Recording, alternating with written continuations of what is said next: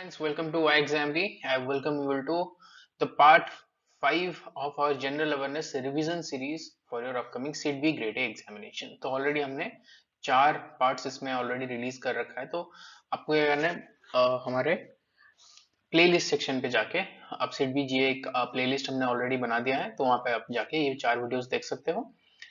Today is 5th part. तो इसमें जितने भी क्वेश्चंस हैं और नॉट ओनली द क्वेश्चन के बाद जो आपको इंफॉर्मेशन दिया जाता है, तो वो इन्फॉर्मेशन ज्यादा इंपॉर्टेंट है। ठीक है, attempting the question is not sufficient. Question attempt कर लिए, उसका आंसर पता लग गया, उससे इतना फायदा नहीं है, लेकिन उसका जो एक्सप्लेनेशन हम डिस्कशन करते हैं तो वहां पे आपको अच्छे से ध्यान देना होगा। ठीक है, तो ऐसे ही हम करके आपके एग्जाम्स तक will be covering lot of topics.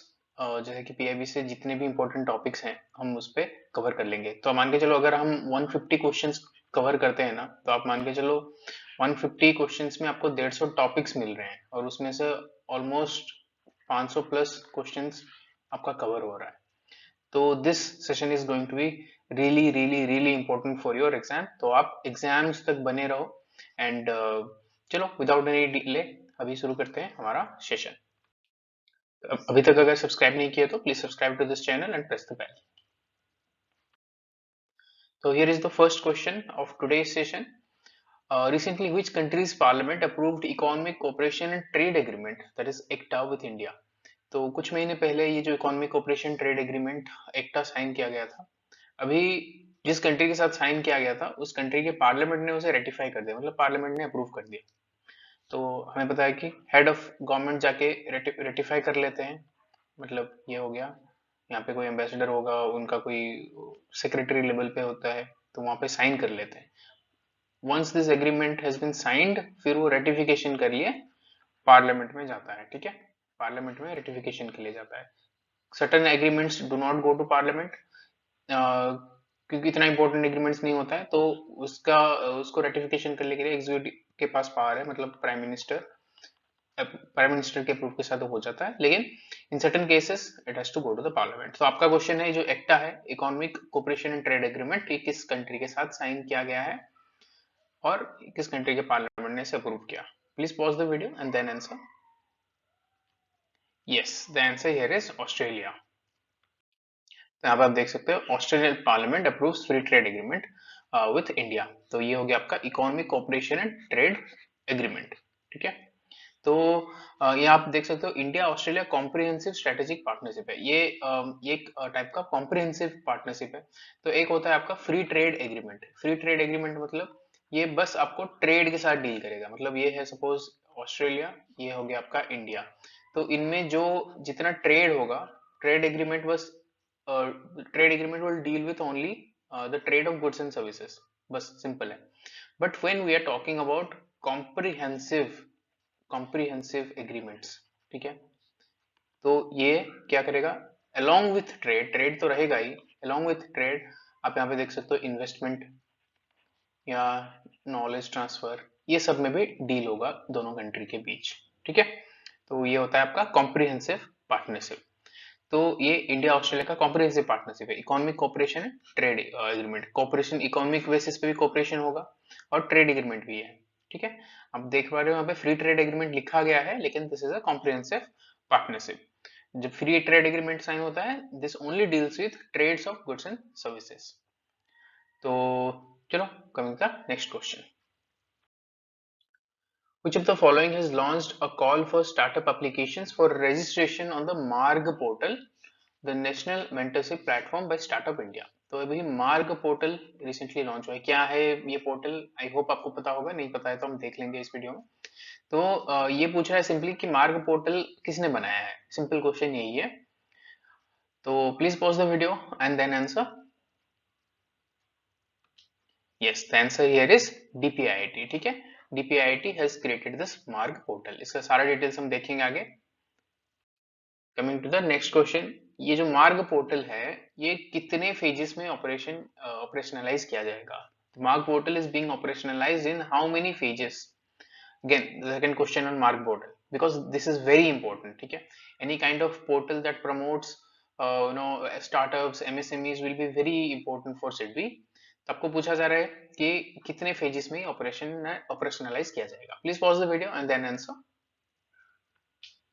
Yes, the answer here is 3। ठीक है, see, in 3 phases this Maarg portal will be operationalized.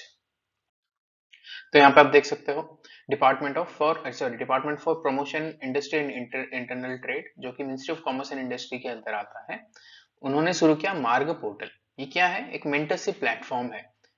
तो मार्ग पोर्टल का फुल फॉर्म अच्छे से याद रख लेना, mentorship advisory assistance resilience and growth.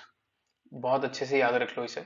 यहाँ से ऐसे पूछ सकता है कि what does the G stand for in MAARG portal, what does the M stand for in MAARG portal. ठीक है, mentorship advisory assistance resilience and growth. तो बेसिकली इसमें क्या किया जाएगा, मार्ग पोर्टल ये एक ऐसा पोर्टल बन गया। तो यहाँ पे कुछ स्टार्टअप्स रजिस्टर करेंगे और यहाँ पे कुछ मेंटर्स रहेंगे जिनको एक्सपीरियंस है स्टार्टअप्स में या पर्टिकुलर सेक्टर में। तो यहाँ पे फिर स्टार्टअप्स को एक मेंटर अलॉट किया जाएगा। सपोज ये एक स्टार्टअप आईटी फील्ड का है तो आईटी का एक मेंटर मिलेगा। सपोज ये डेयरी सेक्टर का एक स्टार्टअप है तो डेयरी में जो मेंटर होंगे उनको कनेक्ट किया जाएगा, ताकि वो स्टार्टअप को एक मेंटर मिल गया तो उनको फिर वो उनसे हेल्प लेंगे। तो यहाँ पे आप देखो किस तरह का हेल्प मिलेगा। To provide sector focused guidance, hand holding and support to startups, to establish formalized and structured platform that facilitates intelligent matchmaking, to facilitate efficient and expert mentorship for startups and build an outcome oriented mechanism।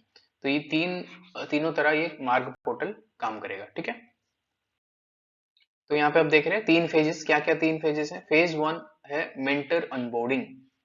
Obviously क्योंकि ये हो गया आपका portal, यहाँ पे mentors होंगे। पहले तो मेंटर्स हमें चूज करना है, वेरियस सेक्टर्स को कैटर करने वाला मेंटर्स। हमें पता है कि आईटी एंड फिनटेक पे बहुत ज्यादा स्टार्टअप्स होते हैं तो उसमें ज्यादा मेंटर्स रहेंगे। जैसे एग्रीकल्चर डेयरी बेस्ड कम स्टार्टअप्स रहते हैं तो उनमें उसमें कम मेंटर्स रहेंगे। तो पहला जो फेज 1 है वो मेंटर अनबोर्डिंग है।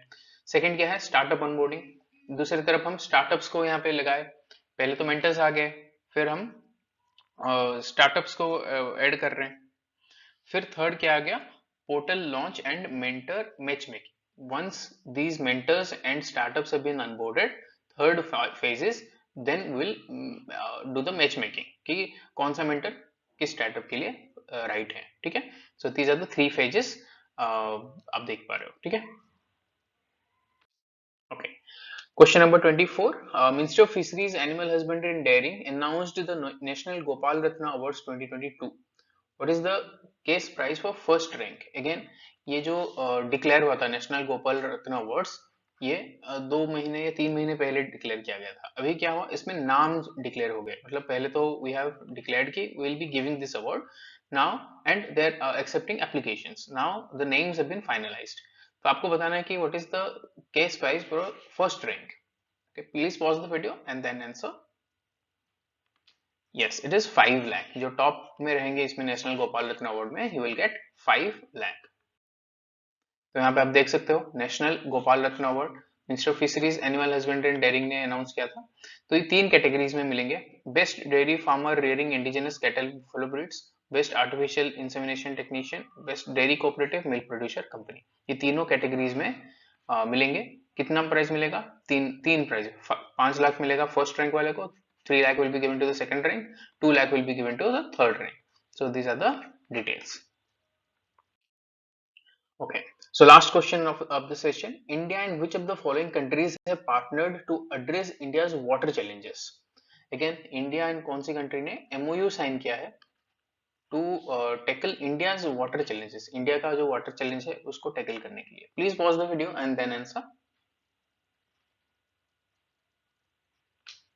Yes, the answer here is Australia। ठीक है, इंडिया ऑस्ट्रेलिया ने MOU साइन किया है फॉर वाटर चैलेंजेस। तो ऐसे बहुत सारे MOUs ऑफ लेट साइन होते हैं, तो आपको हर एक MOUs जो कंट्री के साथ होता है वो बहुत अच्छे से याद रखना है। तो ऐसे इसको अच्छे से याद रखने के लिए आप कुछ नेमोनिक्स का यूज कर सकते हो। नेमोनिक्स एज सच कुछ स्टोरी बना दो कि मतलब कुछ भी स्टोरी बना दो। इंडिया है एंड यहाँ पे ऑस्ट्रेलिया है, उसके बीच बहुत सारा पानी है, तो वाटर चैलेंजेस को टैकल करने के लिए इंडिया एंड ऑस्ट्रेलिया है साइंड एन एमओयू। तो ऐसा करके आप खुद का स्टोरी बना लेना। तो जब आप खुद बनाओगे तो you are likely to remember it in a better way. So this is your Australia. तो यहाँ पे आप देख रहे हो Australia and India partnering to address India's water challenges. ठीक है, तो ये था 5 क्वेश्चंस फॉर दिस सेशन।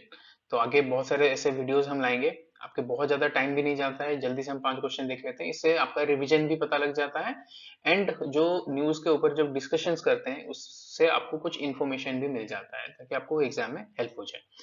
तो आई होप ये वीडियो आपको अच्छा लगा है, तो please like this video and share this video with your friends. Subscribe to this channel and press the bell. अगर कोई भी क्वेरी है hello@exambi.com पे आप हमें मेल कर सकते हो। exambi.com विजिट करके यू कैन डाउनलोड और बीपीडिया free of cost. This is our current affairs magazine जो कि monthly, weekly and daily 3 formats में आता है, both in Hindi and English. तो this is it guys, have a good day, thank you.